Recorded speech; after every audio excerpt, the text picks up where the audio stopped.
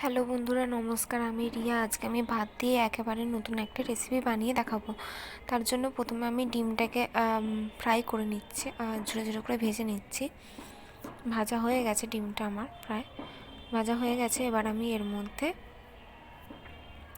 পেঁয়াজ, গাজর, টমেটো, কাঁচা লঙ্কা কুচি অ্যাড করে দিলাম, দিয়ে ভালো করে ভেজে নেব। এবার আমি এর মধ্যে নুন অ্যাড করে দিলাম, দিয়ে আবারও এর সাথে মিশিয়ে ভালো করে কিছুক্ষণ হতে দেবো। এবার আমি এর মধ্যে কড়াইশুঁটি অ্যাড করব। আপনারা চাইলে কড়াইশুঁটিটা স্কিপ করে যেতে পারেন। দিয়ে আবারও কিছুক্ষণ ভালো করে ভাজতে দেব।